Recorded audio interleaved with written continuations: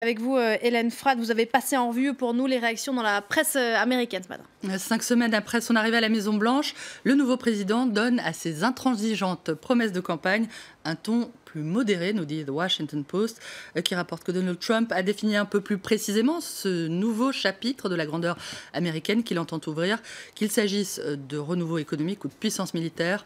Un discours de 60 minutes 14 secondes très précisément pour asseoir sa présidence après 40 premiers jours tumultueux au cours duquel le président aurait affiché son sérieux et sa compassion tout en livrant les grandes lignes d'un programme destiné à reconstruire un pays qu'il décrit comme ravagé par le crime et la drogue, avec des infrastructures défaillantes et une bureaucratie inefficace. Trump appuie sur le bouton Reset, commente Politico, qui parle d'une adresse au Congrès teintée d'espoir, un moment placé sous le signe de l'unité après 39 jours à la Maison-Blanche, chaotique et porteur de division, je cite. Un ton optimiste qui suscite sans surprise des réactions contrastées dans la presse. Satisfaction du côté de Fox News qui parle d'un discours généralement bien accueilli, on l'a évoqué, notamment du côté des Républicains, qui pourrait effectivement offrir un nouveau départ à la jeune présidence de Donald Trump après des débuts mouvementés et une première séquence où les affrontements avec les médias et les controverses sur les membres de son équipe ont parfois pris le pas sur les actions entreprises, je cite. Beaucoup plus de circonspection, en revanche, du côté de The Hill. Ne vous faites pas avoir par le personnage de Trump, l'optimiste, prévient le site, pour qui le discours de cette nuit n'est qu'un artifice de plus. Il n'est pas devenu quelqu'un d'autre. Ses conseillers n'ont pas changé, ses idées non plus.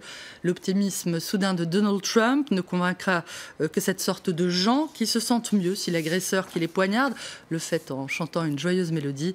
L'optimisme ne change rien à l'affaire, je cite. Réaction partagée aussi sur les réseaux sociaux. Du côté des détracteurs de Donald Trump, c'est plutôt l'ironie qui domine.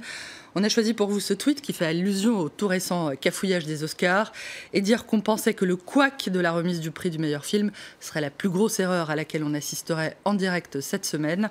Un ton mordant qui tranche beaucoup avec la ferveur des partisans de Donald Trump qui ont également réagi à la diffusion de son discours, notamment sur le compte Twitter de la Maison-Blanche.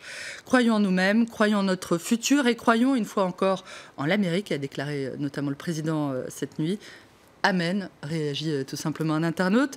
Monsieur le Président, quel discours! Vous êtes le plus grand président que j'ai connu en 47 ans d'existence, écrit un autre, qui poursuit. Vous avez fait pleurer mon beau-père de 82 ans qui voulait voir un président tel que vous avant de quitter ce monde. Merci.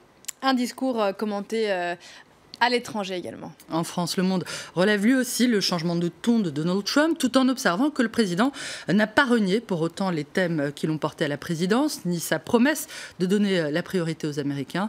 Le journal s'est aussi intéressé à ce que Trump n'a pas mentionné dans ce discours, ni la lutte contre le réchauffement climatique, ni l'automatisation, qui constitue pourtant pour les emplois américains un danger bien plus grand que l'immigration illégale, d'après le journal, qui note que sur ce sujet, Donald Trump n'est pas sorti de l'ambiguïté sur le sort des millions de sans-papiers sans casier judiciaire, dont il avait évoqué d'abord l'expulsion avant de se raviser.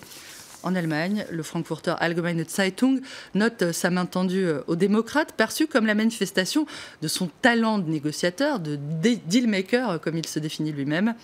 Le quotidien allemand, et vous l'avez évoqué aussi, évoque toutefois l'incrédulité de ses opposants démocrates, dont fait partie l'ancien candidat à la présidentielle Bernie Sanders, qui a réagi à la proposition de Trump de mettre un terme aux querelles triviales par cette déclaration.